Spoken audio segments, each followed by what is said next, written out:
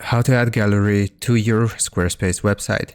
So right here, I've just logged into Squarespace and I've opened up my website like so.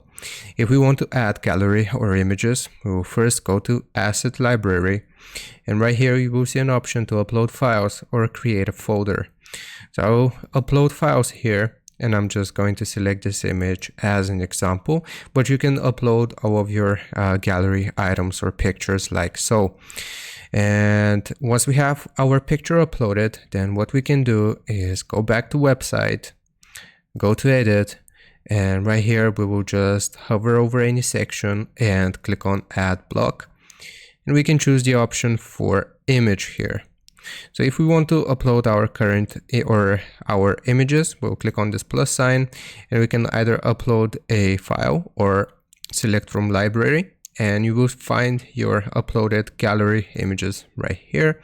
And I've just highlighted it and added it. And now, as you can see, we have our image added to our Squarespace website. I hope this helps you out. Leave a like and sub, and I'll see you next time.